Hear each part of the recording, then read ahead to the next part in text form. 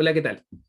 Muy buenos días a todas y todos. Bienvenidas y bienvenidos a nuestra clase número 9.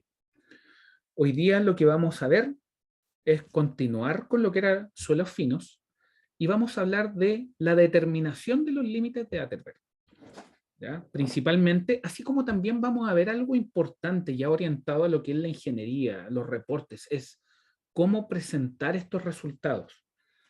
¿Ya? Y también vamos a terminar esta sesión hablando con aspectos ingenieriles que debiéramos tener en consideración a la hora de clasificar un depósito de suelo. ¿Ya? Entonces, aquí, ¿dónde está el lapicito? Ahí está.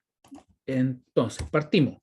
¿Ya? Bueno, habíamos presentado, ¿no?, a este genio, ¿sí?, un ingeniero agrónomo, ¿cierto? Albert Atterberg, ¿sí?, de Suecia. Y él fue el quien estableció estos límites, ¿no?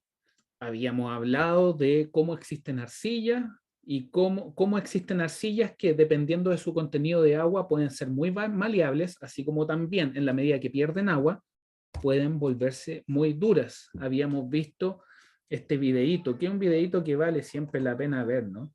Que es un... Ya, no está funcionando el tema del video el día de hoy, pero... es un videíto que en el fondo explica todos estos procesos, ¿cierto? Que describe todos estos procesos de cómo, en la medida que el contenido de humedad se va perdiendo, las grietas de disecación eventualmente se van generando. ¿Esto se ve también en arenas? Sí, pero no en arenas limpias. Cuando aparecen grietas de disecación en arenas es porque la arena tiene un gran contenido de finos, ¿ya? Eso es sumamente importante. Es cuando las arenas tienen contenido de fino significativo que se empiezan a presentar grietas de disecación. Uno, por ejemplo, ve grietas de disecación en arenas de relave, ¿sí? Y las arenas de relave son arenas que, en general, ¿cierto?, pensando en lo que es el muro de la estructura, del tranque de relave, son arenas que tienen, por norma, la norma chilena no permite que estos tengan mayor a un 20% de contenido de fino, y esos contenidos de fino son contenido de fino no plástico, ¿sí? Y no plástico, ¿qué significa? Que la plasticidad, que el índice de plasticidad es bajo, ¿ya? Entonces, los límites de Atterberg: a baja humedad, los suelos finos se comportan como un sólido; a mayores humedades, se comportan más parecido a un fluido.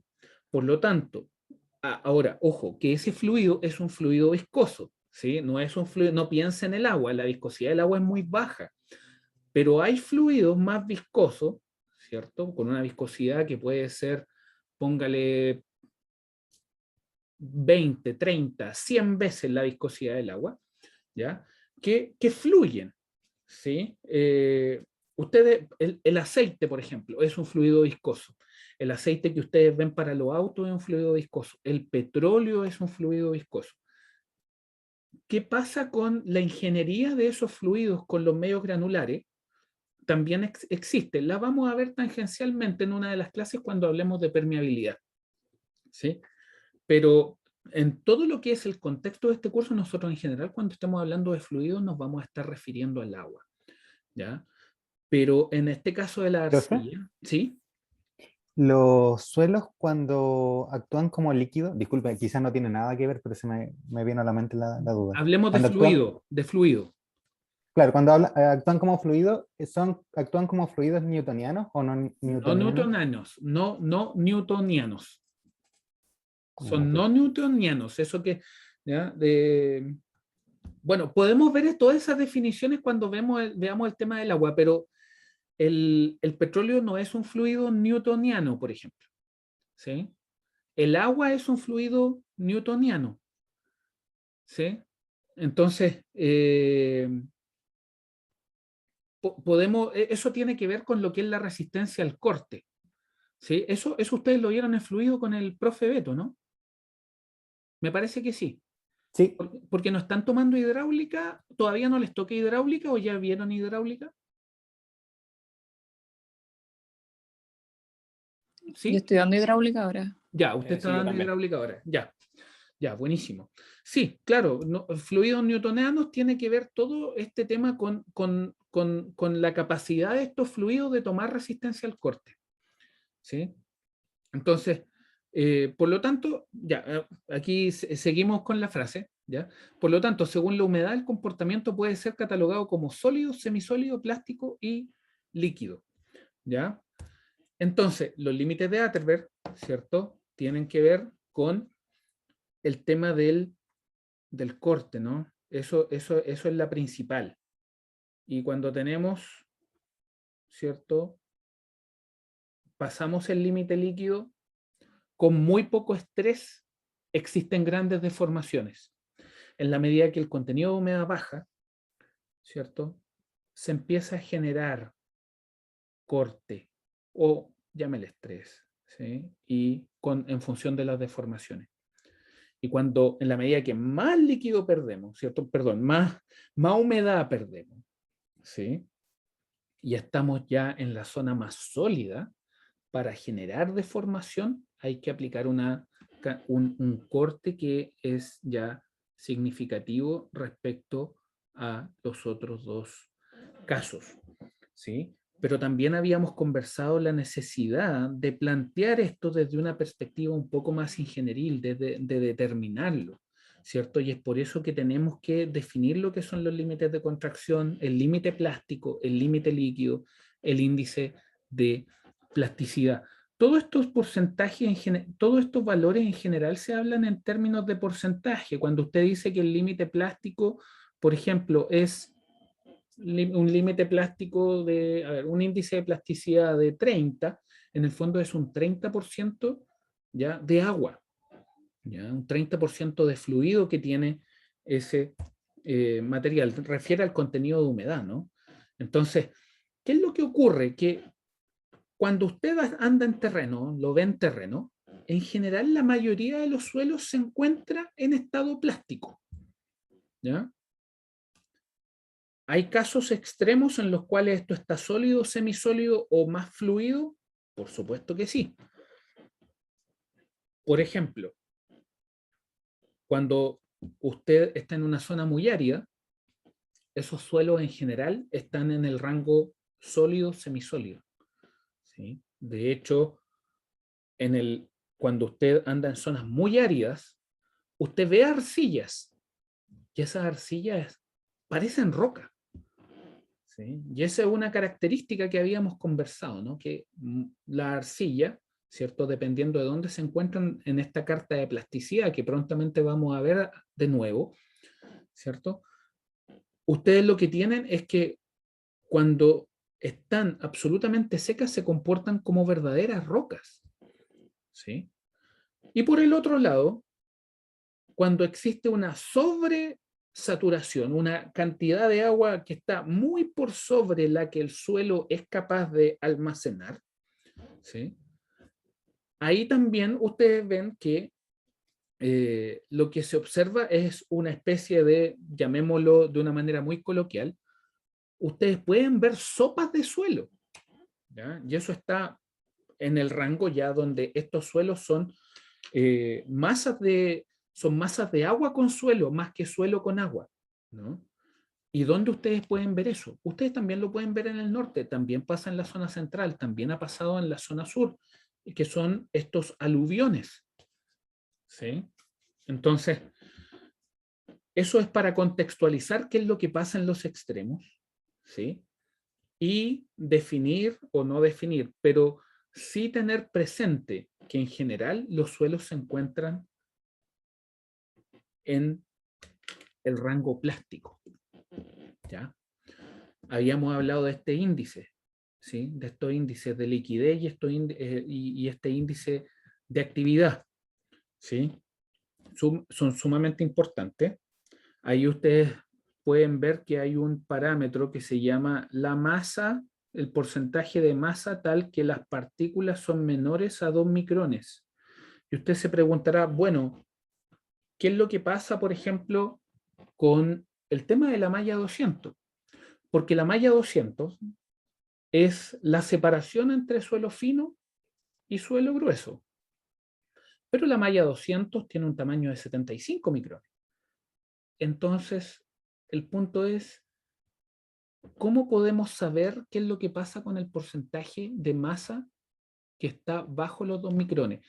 Y eso es algo que vamos a empezar a ver hacia lo que es el final de la sesión de hoy. ¿Ya?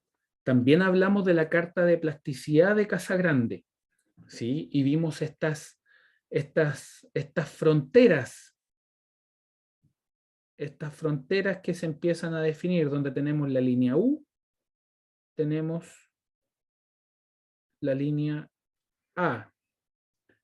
Fíjese, todo lo que está bajo la línea A, ¿sí? Símbolo M, limo. Todo lo que está sobre la línea A, fíjese, tiene C, ¿sí? Que es arcilla. Después vienen otras letras. Viene la H. La H quiere decir high, de alto, ¿sí? Y dice OH. Eso también, ahí obviamente el H también refiere a alto. Vamos a ver por qué. Refiere a alta plasticidad, baja plasticidad, ¿sí?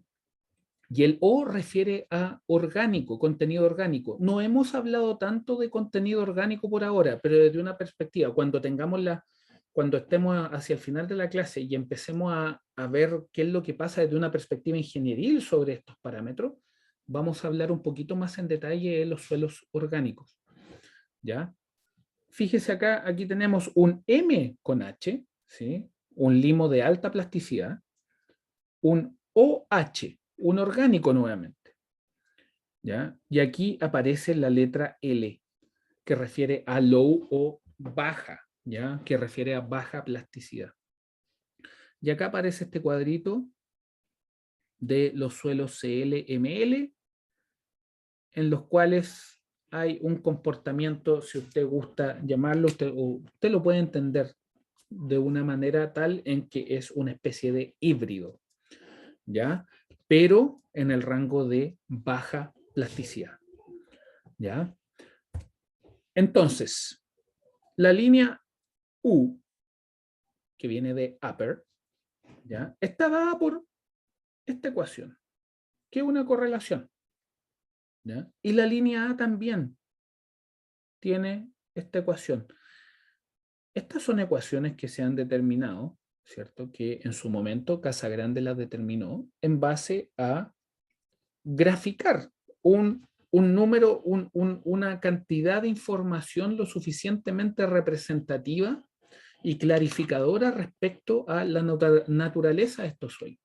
Generalmente estas cartillas que nos ayudan, no solamente estas, sino que otro tipo de cartillas, independiente del área, hay cartillas estructurales, cartillas geotécnicas, cartillas hidráulicas, cartillas para transporte, ¿sí? Son cartillas que salen del análisis de una cantidad de datos muy significativa, ¿sí?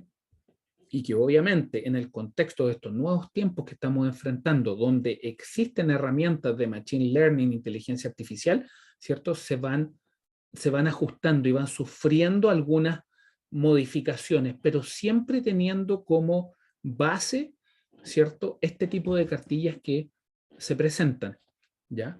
Veamos algunos de los comentarios, que esto lo habíamos visto, y acá ojalá podamos ver este video, que es súper entretenido. Si no, lo vemos en la siguiente sesión. El computador parece que está un poquito sobresaturado con información, ¿sí? Pero algunos comentarios. Suelos cuya combinación LL e IP está sobre la línea A presentan gran resistencia seca, ¿sí? Por ejemplo, un ladrillo. O por ejemplo, lo que ustedes ven en el norte cuando andan en la zona área del desierto y ustedes ven que hay una masa de algo que parece roca, pero que en verdad no es roca, sino que es un bloque de arcilla, ¿ya? Baja permeabilidad, por supuesto. ¿Por qué? Nosotros ya hemos hablado tangencialmente de la permeabilidad. Vamos a entrar prontamente a estudiarlo de manera más formal. Pero la permeabilidad tiene que ver con qué tan fácil o difícil es para el agua pasar a través de un medio granular. Obviamente, cuando nosotros tenemos partículas que son del orden de 200 nanómetros, ¿cierto?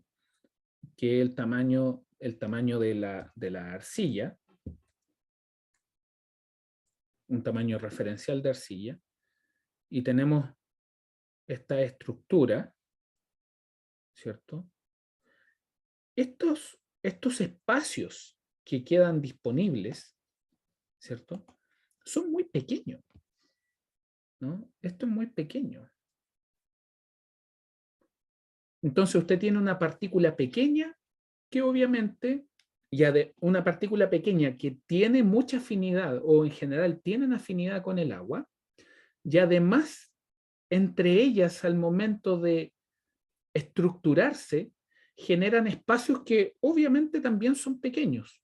Y en ese escenario es muy diferente a lo que ocurre en una arena, donde en una arena sin pérdida de generalidad podemos trabajar con ese arreglo, por ejemplo, de partículas circulares y definir que claramente tenemos un tamaño de partícula que es significativamente más grande, ¿cierto?, que el triangulito que está ahí formado por las plaquetas de una arcilla, ¿sí?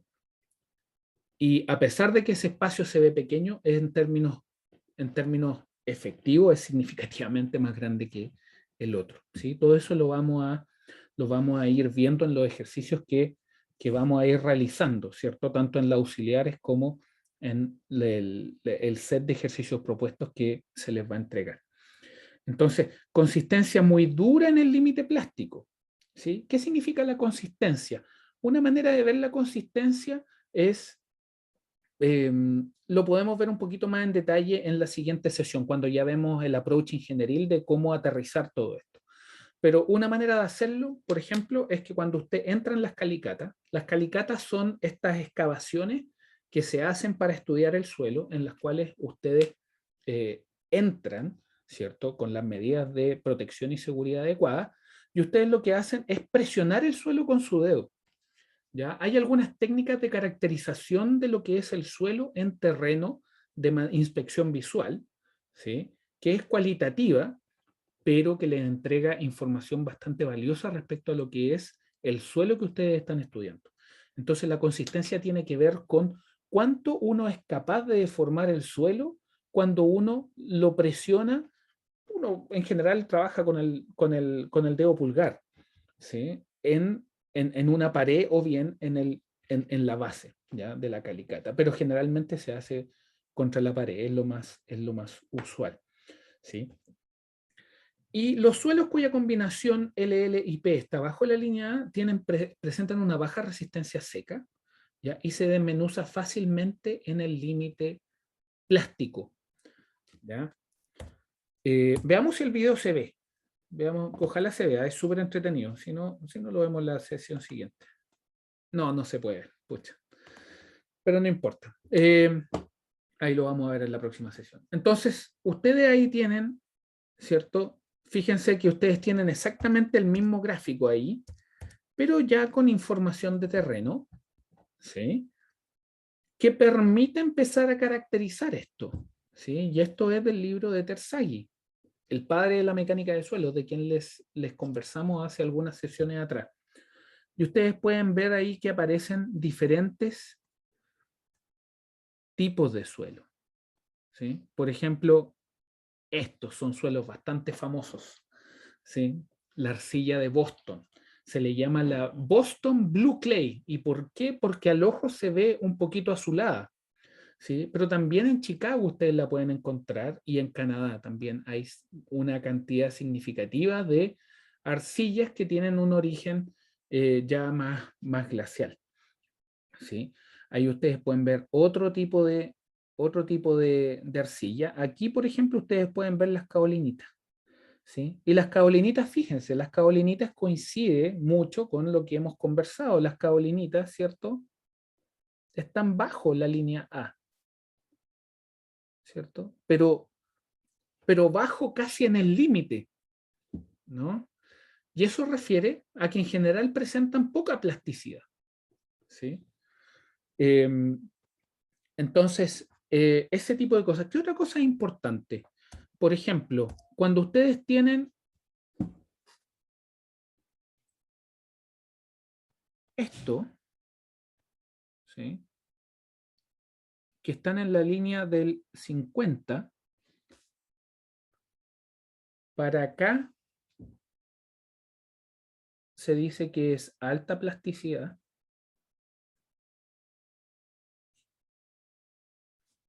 Y a la izquierda, bajo 50, se habla de baja plasticidad. ¿Ya? Y aquí estoy explicitando algo que ustedes pueden ver en el gráfico, ¿no? Porque aquí habíamos conversado que aquí hay unos L, y esos L refieren a la plasticidad, ¿no? Alta o baja plasticidad. ¿Sí? Lo estamos explicitando para que no haya ninguna duda sobre eso. También conversamos, ¿cierto? Y lo vimos, y esto encaja muy bien con lo que veníamos conversando anteriormente, superficie específica y límites de Atterberg. Mientras mayor es la superficie específica, mayores van a ser estos límites de Atterberg, ¿sí? Y esto en la literatura lo refuerza. Las kaolinitas, fíjese, son las que tienen los índices de plasticidad más bajos. Después le sigue la hilita y después le sigue la montmorillonita, ¿sí? Ahí la montmorillonita, fíjese, tiene la montmorillonita, la particularidad de la montmorillonita es que es el suelo natural con tamaño de partícula más pequeño que existe, ¿ya? Entonces, ese es el tamaño natural más pequeño, ¿ya? Tamaño natural más pequeño. Y tiene un índice de plasticidad enorme, ¿sí?, que puede llegar a los 600, 700. Difícil que supere ese valor, ¿ya? Ahora, hay otras arcillas, y es la arcilla que yo le había mencionado hace unos días, la laponita, que es del orden de 1200. ¿Ya? La laponita, estamos hablando de es una brutalidad de plasticidad, es un monstruo de la plasticidad la laponita. ¿Ya? Y les voy a mostrar fotos quizás en alguna clase siguiente sobre lo que es la laponita, un material bastante interesante desde una perspectiva geotécnica. Fíjense acá también el tema de la permeabilidad, ¿no? La permeabilidad, fíjese, la permeabilidad, ¿cuál permeabilidad es mayor? La kaolinita, después la hilita, después la montmorillonita o bentonita, ¿no? Y acá estamos con la laponita. Fíjese quién está ahí, el índice de vacíos. En general, los índices de vacío de los suelos finos son significativamente mayores que los índices de vacío de los suelos granulares, ¿ya? Los que están por sobre la malla 200, ¿ya? Una manera de verlo es que, en general, mientras más grande es el tamaño de partícula, menor es el rango de los índices de vacío, ¿ya? Vamos a caracterizar eso también desde una perspectiva ingenieril muy prontamente, tan pronto terminemos de lo que es la caracterización de los suelos. Entonces, ¿cómo clasificamos los suelos? Esto es súper importante. ¿Qué es lo que tenemos que poner en nuestro informe de ingeniería? Cuando hablamos de ingeniería, cuando ya estamos es por los puntos, ¿no? Cuando hay un proyecto detrás. ¿Cómo se presenta esto? Bueno, ustedes ya saben hacer los cálculos, por lo tanto, ¿cierto? En la medida que uno va desarrollando los cálculos para caracterizar el suelo y entender, ok, aquí hay más arena que grava, ¿no? Podemos tener también más arcilla. Pero cuando tenemos, por ejemplo, grava, un porcentaje de grava mayor que arena, empezamos a ver los contenidos de fino. Según los contenidos de fino y según los parámetros estos que habíamos conversado, el CU, el CC, ¿ya?, vamos a ser capaces de dar una primera interpretación. Vamos a poder decir que son gravas con arena. No es lo mismo decir grava arcillosa que grava con arcillas, ¿ya? Estrictamente hablando, muchas veces en la práctica uno cuando habla en el lenguaje técnico, ¿cierto? En una conversación, esas conversaciones se tienen, ¿no? Pero en términos estrictos, rigurosos, no es lo mismo decir grava arcillosa que grava con arcillas, ¿ya?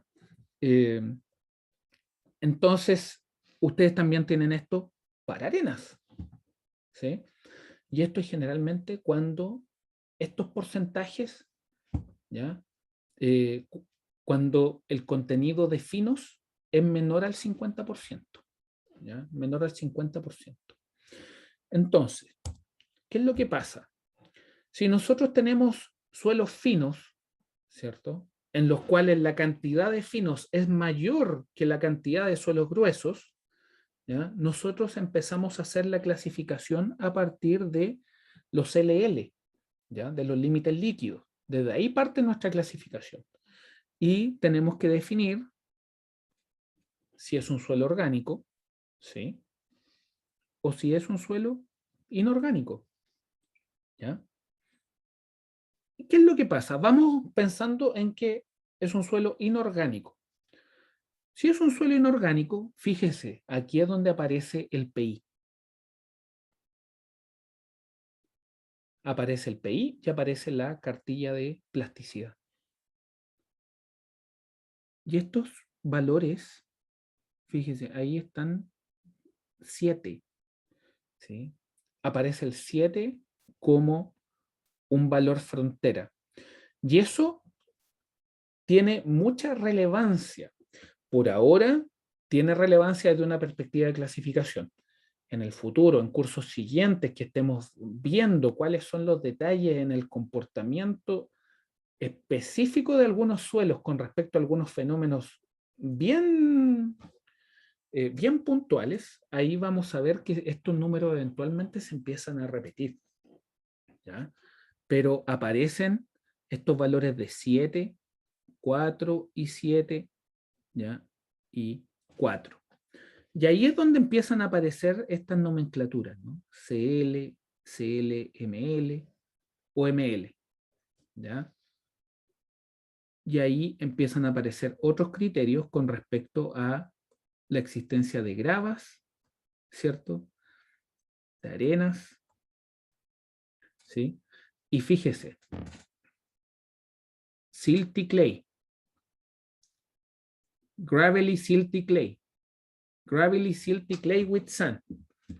¿Ve? Entonces, este tipo de cosas, lo ideal es siempre, ojalá, tenerlo programado, ¿ya? Si uno lo tiene programado, me parece que habíamos conversado, si alguien se interesa en programarlo y en hacerlo, lo puede hacer en Python, lo puede hacer en MATLAB, también lo puede hacer en Excel, ¿sí?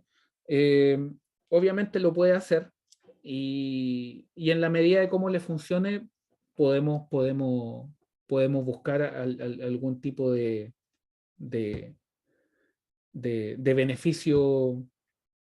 De beneficio. Ahí podemos ver que se puede hacer. Generalmente algunas décimas para control, algo así. ¿Sí? Pero son actividades, este tipo de actividades son súper, a uno le permiten interiorizarse con lo que es la metodología de una manera un poquito más profunda que simplemente ocupar estas cartillas. Ocupar estas cartillas está bien.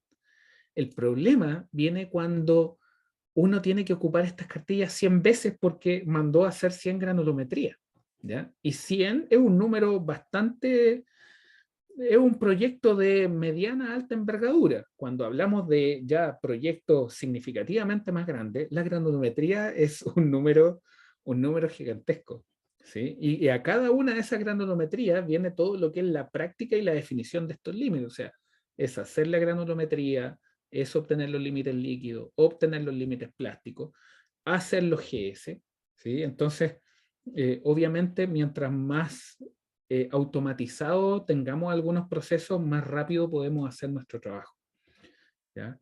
Y en el caso de que sea orgánico, ¿cierto? Nosotros lo que vamos a hacer es que vamos a este tipo de cartilla, donde tenemos un OL o tenemos un OH. ¿Ya? Esta era la cartilla para un LL menor a 50. Esto es para un LL mayor a 50. Mayor a 50, alta plasticidad. Menos de 50, llamémosle baja plasticidad. Ya por ahora llamémosle baja plasticidad. ¿Sí? Porque si está alrededor de 50 uno le llama mediana, ¿no? Un 55, 45 de ese orden. Uno habla también de mediana plasticidad. ¿Sí? Pero hay solamente una línea. ¿Ya? Entonces, por eso le hago ese comentario. Me gustaría chequear de que estamos todos en la misma página con el contenido que estamos revisando el día de hoy. ¿Sí? Dedito arriba que sí. ¿Hay alguna duda, consulta con respecto a lo que estamos viendo? Ya. Entonces, Profe, ¿sí? ¿y cómo discrimino entre esta plantilla y la de los suelos gruesos? Es decir, ¿cómo inicio? Granulometría. Granulometría. Si usted tiene más suelo fino que grueso, se va con la cartilla granulométrica de los suelos finos. ¿Sí? Ah, ok, Pero, ya. pero lo que ocurre es que todas ellas interactúan. O sea, no es que sean independientes. ¿Sí? No, no, sí entiendo, porque después usted igual ocupa los datos para, no sé, pues, Porque que usted tiene. sea arcilla con grava. Exacto, exacto, porque igual usted tiene un coeficiente de curvatura, tiene un coeficiente de uniformidad, ¿cierto? Tiene un diámetro de partículas. O sea, la granulometría le entrega todo eso. Ahora, ¿qué es lo que vamos a ver ya hacia el final? ¿Sí? Es que porque en general uno lo que hace, lo que parte haciendo es presentar qué es lo que pasa a nivel de suelo grueso. ¿Sí? Menciona lo de suelo fino, pero el punto es si nosotros tenemos una masa de suelo fino que es muy significativa, no podemos decir solamente, oiga, esto es suelo fino. Nosotros también tenemos que entrar en el mundo del suelo fino, entendiendo cuáles son las aprensiones que existen cuando tenemos un suelo fino, porque si tenemos un suelo fino, estamos hablando de partículas de 75 micrones. Pero también está, ¿cierto?, el tema de que cuando usted tiene suelo fino, usted puede tener limo, puede tener arcilla. Y las arcillas en general tienen menos de 2 micrones. Entonces, ¿qué es lo que pasa con todos los suelos que están entre esos 2 micrones y los 75 micrones? ¿Y qué es lo que pasa con todos los suelos que eventualmente pueden estar bajo los 2 micrones? Y es ahí donde uno empieza a trabajar, ¿cierto? Con otras metodologías, y esas son las metodologías que vamos a ver hacia el final de esta, o vamos a empezar a revisar al final de esta sesión, pero las vamos a revisar probablemente muy en detalle en la sesión que sigue. ¿Ya? Porque esto ahora lo que tenemos que empezar a conversar es, ok, usted me tiene una muestra de suelo, ¿qué es lo que hacemos ahora para yo poder entregarle el informe? ¿Entiende? Eso es lo que vamos. Nosotros ahora queremos trabajar lo que es un informe de ingeniería para clasificar un suelo, ¿sí? Porque no, esto se reporta, ¿sí? Y hay maneras de reportar. Entonces, tenemos estos gráficos, ¿sí? Clasificación de suelo, tenemos estas cuatro cartillas, ¿sí? Que con algunos ejercicios, si se hacen algunos ejercicios, ya sea de libro o algún ejercicio que ustedes puedan encontrar en internet, en YouTube también pueden encontrar bastante información sobre ejercicios de clasificación, ¿sí? Hay que verlos con bastante cuidado, sí. No todos los videos que hay en YouTube están correctos, ¿ya? Eh, a veces uno ¿cierto? Tiene imprecisiones. Entonces, eh, hay que ver con cuidado la información. Por eso siempre es mejor partir del libro, ¿ya?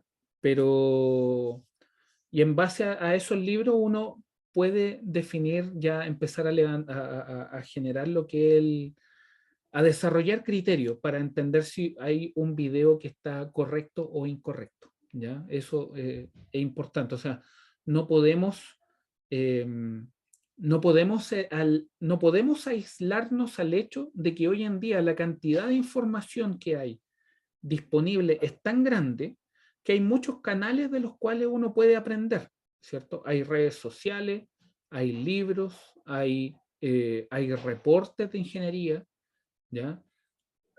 Pero también hay que partir de lugares bastante más seguros, ¿no? Estoy seguro que más de alguien acá ha visto videos en YouTube, por supuesto, pero mi sugerencia primera es un libro, ¿sí? Un libro. Eh, un libro, un reporte, las auxiliares, ¿ya? Toda esa información la podemos ir canalizando siempre de mejor manera y levantando criterios que nos permitan aprender adecuadamente, ¿no? Entonces, ¿qué es lo que pasa? Tenemos todo esto y necesitamos presentar resultados. Una presentación de resultados bastante correcta, ¿ya? Bastante adecuada, es la que les muestro a continuación, ¿ya? Donde usted lo que hace es que pone el nombre del proyecto, ¿sí? Después, usted identifica el ensayo, ¿ya?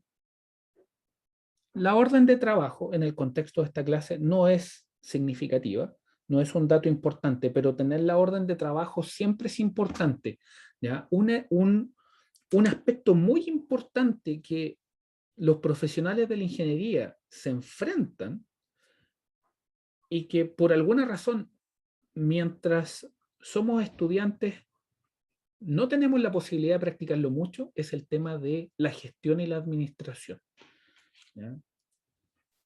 Y el tener información como órdenes de trabajo, números de información bien codificados, bien definidos y bien estructurados, ¿ya? Nos permiten tener no solamente la información de manera ordenada y estructurada en nuestras carpetas, sino que también nos permiten conectar las informaciones que se empiezan a entrecruzar, ¿ya? Cuando usted tiene una clase, cuando usted quiere reevaluar la calidad de un ensayo, ¿usted qué es lo que hace? Usted va al reporte oficial. Si el reporte oficial no le conviene, no le convence, usted lo que hace es que va al dato original y el dato original es una hoja, ¿sí?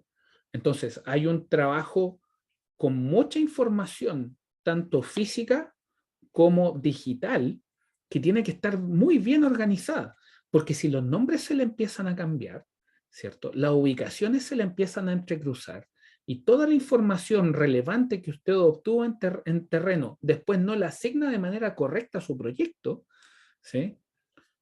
Eh, puede generar importantes consecuencias y no siempre consecuencias de las más positivas, ¿sí? Y muchas veces hay que repetir práctica, repetir procesos. Y eso no solamente pérdida de tiempo, sino que también pérdida de dinero, ¿ya? Fecha de inicio, fecha de término, ¿sí? Y aquí viene la información técnica, donde usted identifica la muestra, ¿no? Usted a veces en una calicata puede tener varias muestras, ¿sí? Entonces, ¿qué es lo que hace? Usted identifica su muestra. Ahí tiene la muestra identificada. Después, usted dice, dado que la granulometría se hace en general para materiales, ¿cierto? Bajo la malla 3, ¿sí? Usted lo que hace es que reporta la granulometría con los tamices, la reporta acá, pero también reporta el contenido de material que quedó encima, ¿cierto? Usted lo tiene que hacer. Entonces, ¿qué es lo que hace? Usted anota, fíjese acá, ¿qué es lo que hacemos? Tenemos el tamaño de partícula. El tamaño de partícula es súper importante correlacionarlo con los tamices, ¿ya? Pero si usted sabe los principales, la malla 200, la malla 4, en general va a andar bien con eso, ¿sí? Y después, usted aquí, ¿qué es lo que anota? Anota los porcentajes, ¿no? Eso es lo que hace la granulometría. Anota los porcentajes. ¿Sí? Entonces, después, ¿qué reporta? Fíjese, límite líquido, límite plástico, índice de plasticidad. ¿Y qué es lo que hace usted con la información que obtiene hasta acá? Usted lo que hace es que con estas cartillas, ¿cierto? Estas cartillas que revisamos antes, usted lo que dice es, tengo un ML, tengo un SP-SC o tengo un SC, en este caso. ¿Sí? Pero nosotros también hemos visto otros índices. Y esos índices son la gravedad específica. Fíjese, recuerde bien esto. La gravedad específica es el peso unitario de los sólidos sobre el peso unitario del agua. Por lo tanto, ese parámetro es adimensional, sumamente importante. ¿Ya?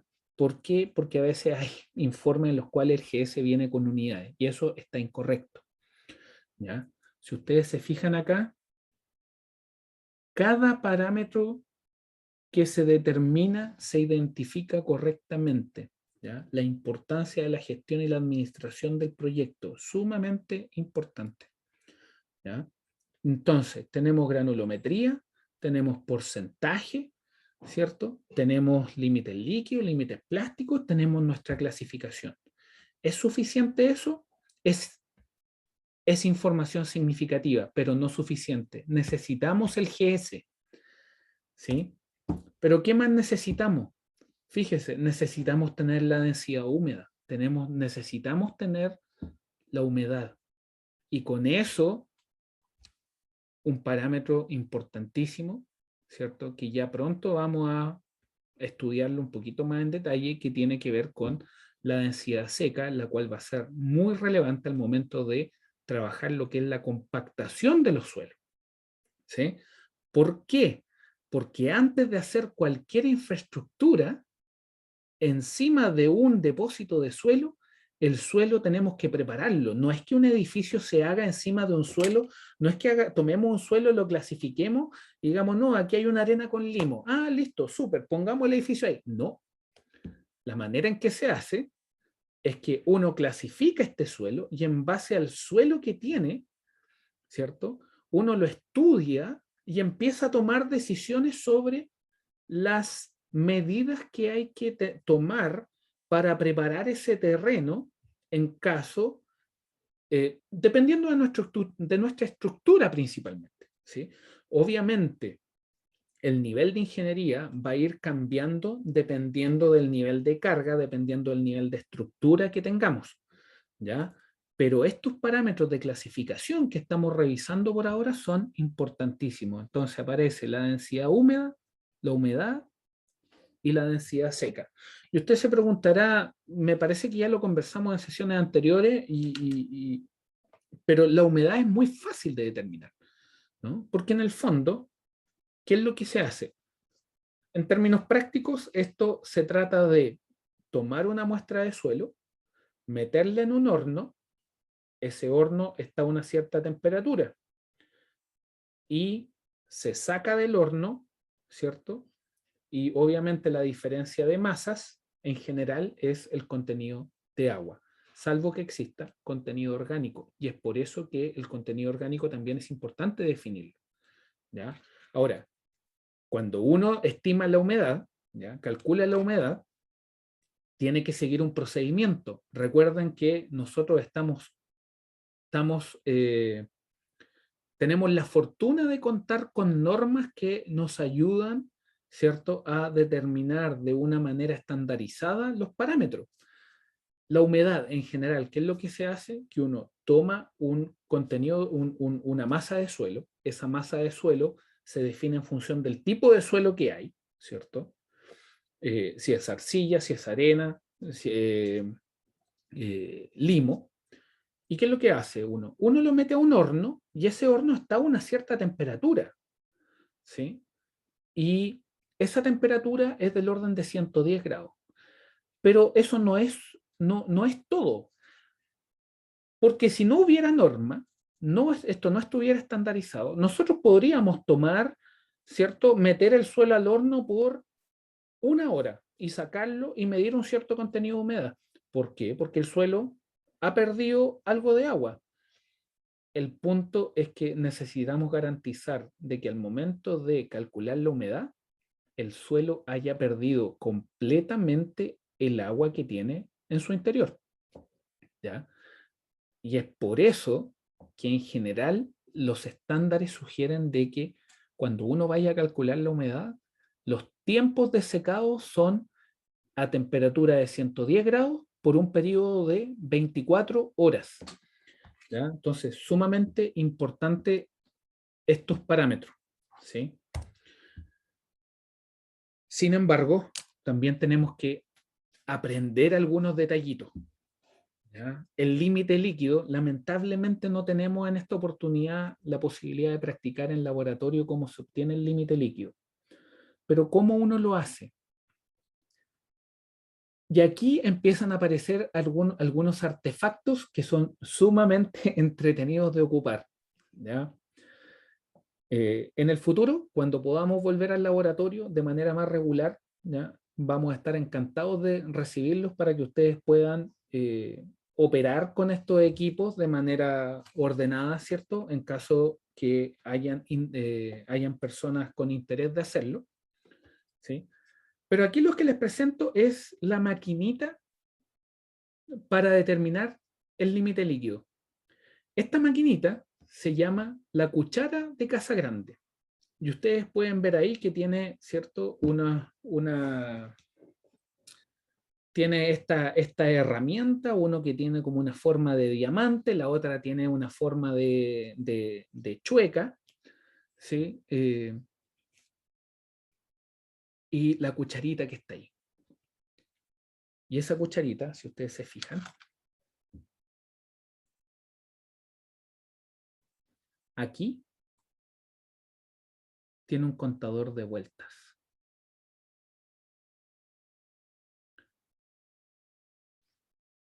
Esto, en este caso, aquí hay un motorcito, ¿ya? Pero en general nosotros no tenemos el motorcito.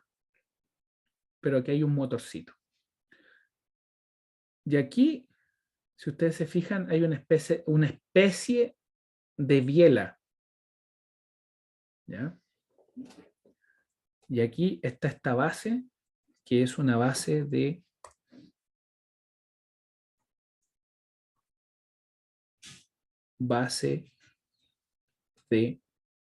goma. ¿Sí? Ahora, no es cualquier goma, es una goma estandarizada, ¿ya? Y esto es lo que se llama la cuchara de Casagrande. Antes de continuar, me gustaría chequear de que estamos todos en la misma página con lo que estamos conversando. ¿Sí? Ya. Entonces, ¿qué es la cuchara de Casagrande? La cuchara de Casagrande es un equipo que está normado. ¿Ya? Es un equipo que está normado y cuando está normado quiere decir que está estandarizado en lo que es sus medidas, los materiales, los pesos, ¿cierto? Las formas y todo aquello que permite que. ¿Ya? ¿Cuál es la gracia de la normal de tener algo estandarizado? Que si usted hace algo, ¿ya? Y alguien quiere reproducirlo, esa persona tiene todos los elementos para que, bajo los mismos procedimientos, las mismas cantidades, las mismas formas, las mismas dimensiones, exactamente lo mismo, pueda llegar a los mismos resultados suyos y en caso que no, encontrar las razones que expliquen por qué esos resultados no son iguales. ¿Ya? Esa es una de las grandes ventajas de la estandarización. ¿Ya? Y Casagrande, ¿quién es Casagrande? Casagrande, ¿no? Es uno de los pioneros de la ingeniería geotécnica. Él, ¿se acuerdan de que yo le hablé de Terzaghi? Terzaghi es el padre de la mecánica de suelos. Él era austríaco. ¿Ya? Y Para la Primera Guerra Mundial, Terzaghi se fue a Turquía. La mecánica de suelos nació en Turquía. Terzaghi era ingeniero mecánico, ¿ya? Pero la mecánica de suelos nació en Turquía. Ahí fue donde Terzaghi se dio cuenta de que los suelos se podían estudiar, que uno los podía formalizar en lo que es su caracterización desde una perspectiva mecánica, ¿ya? Y en la evolución, ¿cierto? En la medida que Terzaghi iba desarrollando sus descubrimientos sobre la caracterización y la ingeniería de suelos, ¿ya? Conoció a Arthur Casagrande. Y a Arthur Casagrande le fascinó lo que hacía Terzaghi, le fascinó. Y entre ellos dos, ¿cierto? Tenemos al padre de la mecánica de suelo y tenemos a uno de los primeros pioneros de la mecánica de suelo, Arthur Casagrande, y fueron ellos dos los principales promotores de lo que fue la mecánica de suelo en su inicio. Habían otros, por supuesto, ¿sí?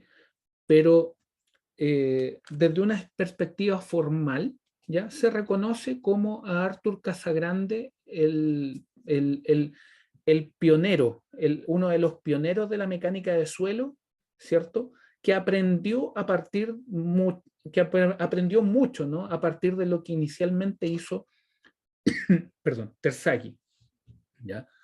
Y ellos, bueno, obviamente, posteriormente formaron muchos ingenieros que volvieron a formar muchos más profesionales de la ingeniería y así empezó a masificarse lo que es la ingeniería geotécnica, ¿ya? Entonces, él es Arthur Casagrande y él fue quien inventó esta cucharita que ustedes ven acá, ¿ya? Esta cuchara normalizada, ¿cierto? Con planos, tiene valores bien definidos, ¿sí? Y ahí ustedes ven la cuchara con muchos de los implementos que ustedes necesitan para desarrollar el ensayo que les permite determinar el límite líquido. A grandes rasgos, ¿de qué se trata esto? El límite líquido está relacionado con la norma ASTM D4318, ¿ya? Y fíjense aquí lo que dice. Dice, el límite líquido va a ser la humedad a la que una ranura en el suelo que está puesto en la cuchara se cierra 13 milímetros, ¿ya? A 25 golpes. ¿Cómo vamos a hacer esto? Usted tiene 200 gramos de suelo que pasan la malla número 40, ¿ya? La malla número 40. Aquí viene la primera pregunta inquisitiva. Si esto es para suelos finos y los suelos finos están a partir de la malla 200, ¿por qué utilizamos la 40? Si la 40 es de arena. Y la razón es muy sencilla. Estos son suelos finos. Y si ustedes ven, lo que se hace en estos suelos finos es poner una masa de suelo con agua. Entonces, ¿qué es lo que pasa? En general, lo que es la separación de partículas finas es muy difícil. Por lo tanto, desde una perspectiva práctica, y considerando que al momento de amasar el suelo con suelo más grueso, el suelo fino con suelo grueso, el suelo grueso de manera natural se va a ir eliminando, ¿cierto? ¿Y por qué se va a ir eliminando? Porque a los suelos más gruesos no les gusta el agua, ¿cierto? Desde una perspectiva físico-química, ellos no se sienten, eh, no tienen gran afinidad con el agua, ¿cierto? Es muy somera en relación a los suelos finos. Entonces, ¿qué es lo que pasa?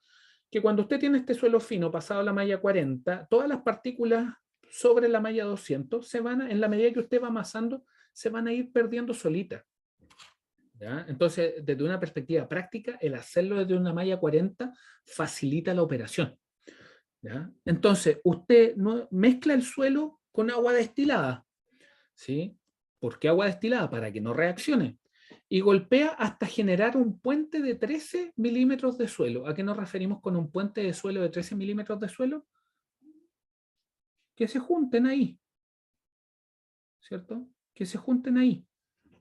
Eso quiere decir que se pone el suelo en la cuchara, se hace la ranurita, ¿cierto? previo hay que hacer todo lo que es el mezclado y después se empiezan a hacer estos golpeteos. Lo que hace la cuchara es esto, ¿no? Vamos a poner un videito en la sesión siguiente. ¿Ya? Y se hace a una tasa de 2 golpes por segundo. ¿Por qué se usa el suelo bajo la malla 40? Aquí lo podemos formalizar, que corresponde a arena fina si queremos el límite líquido de un suelo fino bajo la malla 200. Esto es una decisión arbitraria, ya que al manipular el suelo, las partículas más gruesas de la porción de suelo empezarían a disgregarse y eliminarse fácilmente sin incluir un porcentaje significativo en las mediciones de la porción fina restante. Y aquí viene la otra pregunta. ¿Por qué una actividad tan específica para analizar algo que visualmente es algo relativamente evidente, ¿no? Porque alguien podría decir, no, mira, este suelo aquí yo lo amaso, sí, me parece, esto es plástico, ¿ya? O esto es el límite líquido. Y la verdad es que aquí me gustaría remarcar esto, que el ensayo es una genialidad, ¿ya? ¿Y por qué? Porque lo que busca este ensayo es reproducir a muy pequeña escala una falla de talud. ¿Ya? Lo que busca el ensayo, aquí está, lo que busca el ensayo es simular un pequeño talud y las condiciones de humedad que se producen al momento de que este mini talud, ¿ya? Ocurre. ¿Ya? Esta falla de micro talud ocurre. Para un cierto número de golpes, usted se preguntará, ¿qué significa una falla de talud?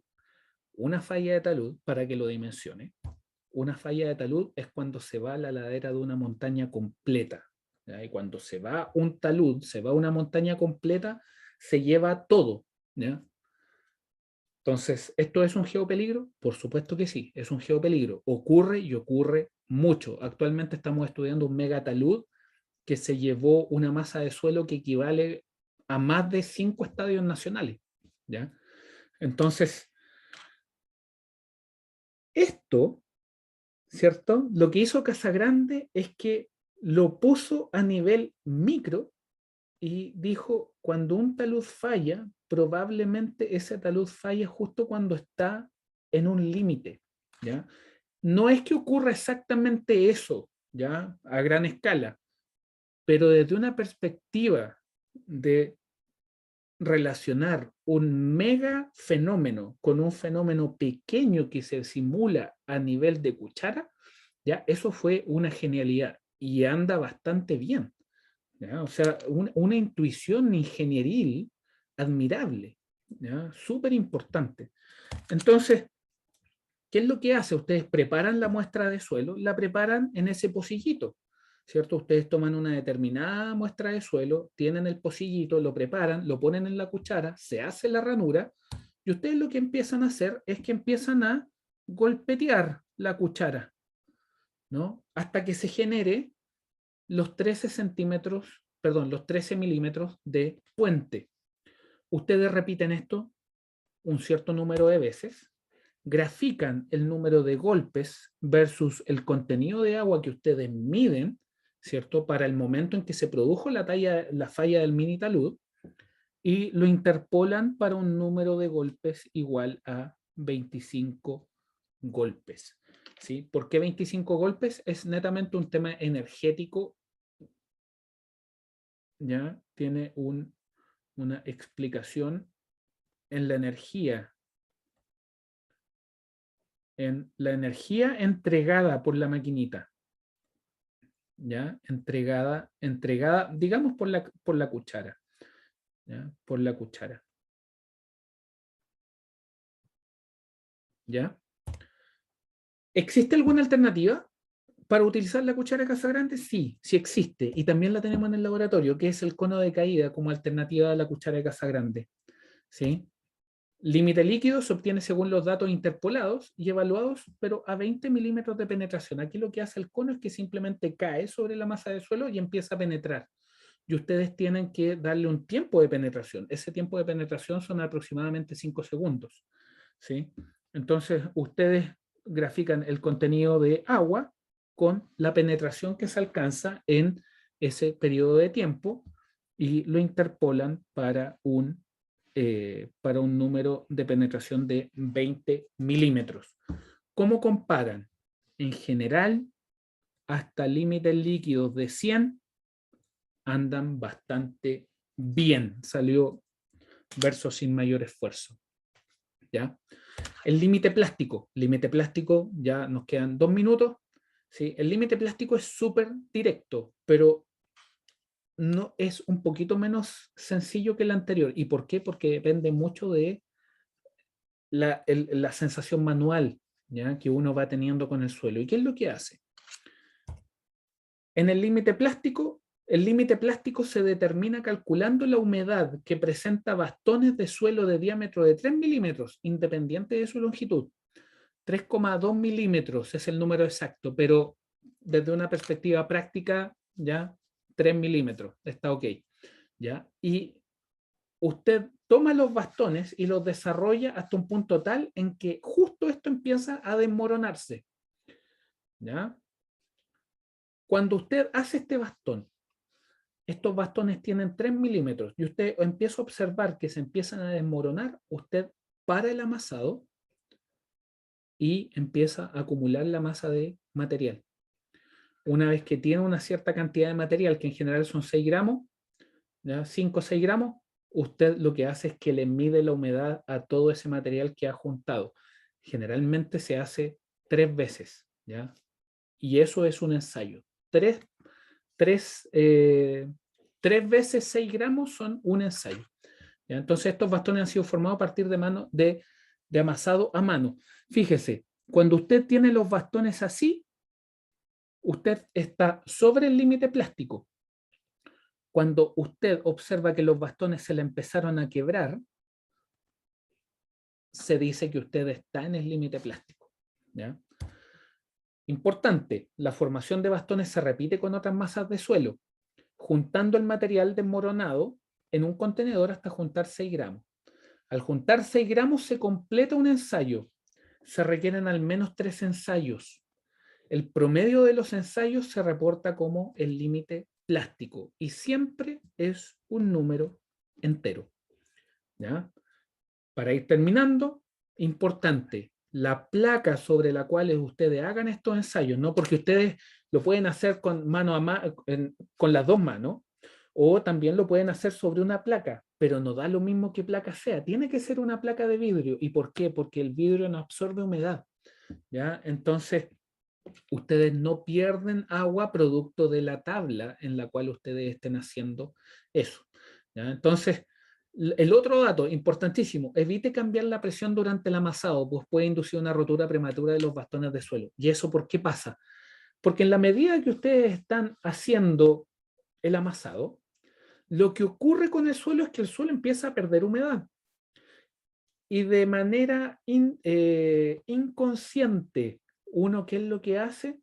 Uno, al sentir con las manos que el suelo está perdiendo humedad, uno empieza a apretar más, ¿no? Entonces, ¿qué es lo que ocurre? Que si uno empieza a apretar más, el bastón se puede romper antes. Entonces, ustedes van a estar midiendo un límite plástico que no necesariamente es el más correcto. ¿Ya? Entonces, por eso, evite cambiar la presión durante el amasado, pues puede inducir una rotura prematura de los bastones de suelo. ¿Ya? Entonces, desde una perspectiva de clasificación de suelo, ya tenemos casi todo cubierto. Nos falta ver simplemente cómo poner esto desde la perspectiva más ingenieril posible para presentar los mejores resultados y entendiendo también de que si tenemos un porcentaje de finos significativo, vamos a tener que meternos en el mundo ya a nivel micro. ¿Qué es lo que pasa cuando tenemos mucha masa de suelo fino y necesitamos entender qué es lo que pasa con ella?